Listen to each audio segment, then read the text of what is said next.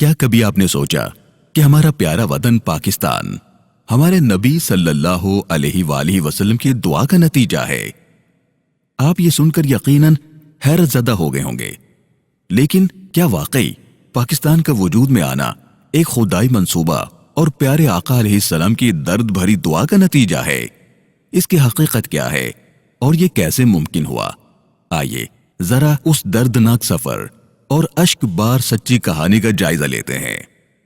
مگر ٹھہریے، آگے بڑھنے سے قبل آپ سے درخواست ہے کہ ہمارے فیس بک پیج اور یوٹیوب چینل کو فالو اور سبسکرائب کر لیجئے تاکہ روشنی کے اس سفر میں آپ ہمارے ہم سفر بن سکیں، اور ہاں، لائک اور شیئر کرنا مت بھولیے تاکہ صدقہ جاریہ میں آپ بھی حصے دار بن سکیں۔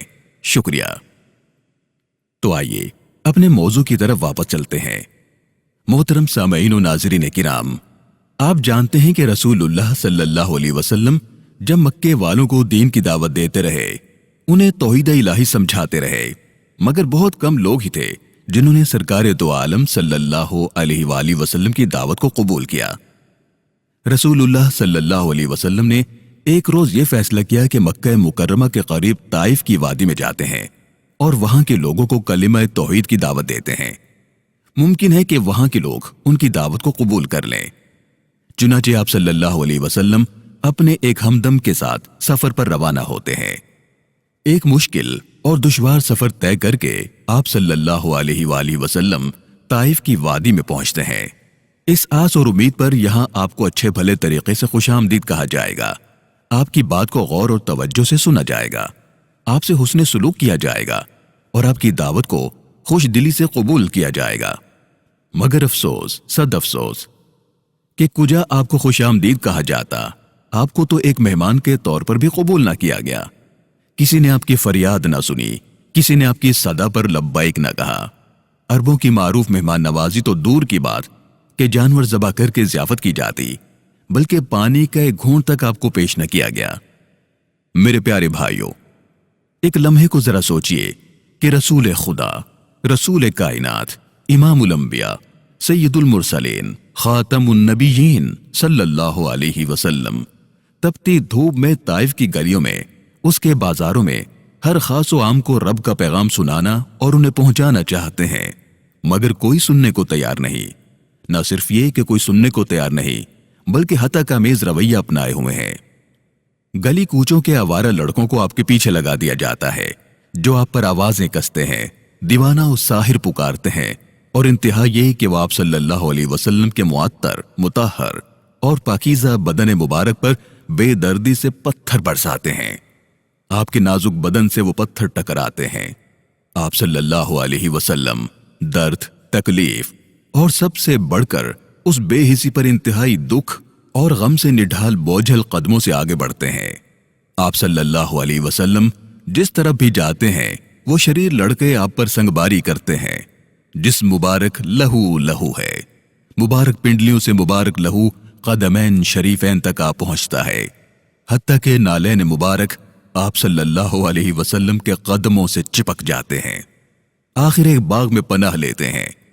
آپ کے چہرے مبارک پر دکھ، درد، کرب اور غم و حزن کے آثار ہیں۔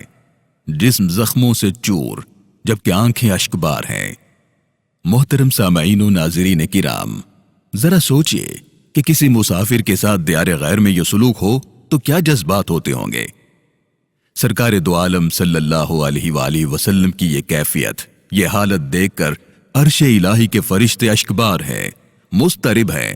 ادھر حکم خداوندی سے جبرائیل امین علیہ السلام ملک الجبال یعنی پہاڑوں کے فرشتے کو لے کر حاضر ہوتے ہیں کہ سرکار، اللہ نے فرمایا ہے کہ یہ پہاڑوں کا فرشتہ ہے، آپ چاہیں تو اسے حکم دیجئے کہ پہاڑوں کے دامن میں موجود طائف کی وادی کو مسل دے، ان پر ایسا عذاب نازل ہو جائے کہ بنو ثقیف کا کوئی فرد نہ بچ پائے۔ قربان جائیں سرور دو عالم صلی اللہ علیہ وسلم پر اس کیفیت اور اس حالت میں بھی فرماتے ہیں کہ نہیں نہیں، ہرگز نہیں، یہ نادان ہے، لا علم ہے، یہ مجھے جانتے نہیں، مجھے پہچانتے نہیں، یہ نہ صحیح، ان کی نسلیں مجھے جانیں گی، میں محمد انہیں معاف کرتا ہوں۔ پھر فرمایا، اے اللہ، انہیں ہدایت عطا فرما اور ان کے ذریعے اپنے دین کو سربلندی عطا فرما۔ میرے پیارے عزیزو، بالآخر طائف کی وادی میں کلمہ توحید کی صدا بلند ہوئی۔ آہستہ آہستہ، دھیرے دھیرے بنو ثقیف نے اسلام قبول کرنا شروع کر دیا، اور پھر صدیوں پہلے اسی وادی طائف کی کوکھ سے جنم لینے والا بنو ثقیف کا ایک نوجوان محمد بن قاسم سندھ کے راستے بر صغیر میں داخل ہوا۔ یوں محمد بن قاسم کے ذریعے بر صغیر میں باضابطہ اسلام داخل ہوا۔ آخر صدیوں بعد اسی کلمہ توحید نے مسلمانان ہند کو لا الہ الا اللہ کے نعرے تلے جمع کر دیا۔ ایک الگ وطن، الگ دیس اور ایک آزاد مسلم ریاست حاصل کرنے کا جنون سر چڑھ کر بولنے لگا کہ پاکستان کا مطلب کیا؟ لا الہ الا اللہ، تیرا میرا رشتہ کیا؟ لا الہ الا اللہ، بٹ کے رہے گا ہندوستان، بن کے رہے گا پاکستان، لا الہ الا اللہ۔ بالآخر سرکار دو عالم صلی اللہ علیہ وسلم کی دعا کہ طائف والے مجھے جانتے نہیں، یہ نہ صحیح ان کی نسلیں مجھے جانیں گی، مجھے پہچانیں گی، یہ دعا قبول ہوئی۔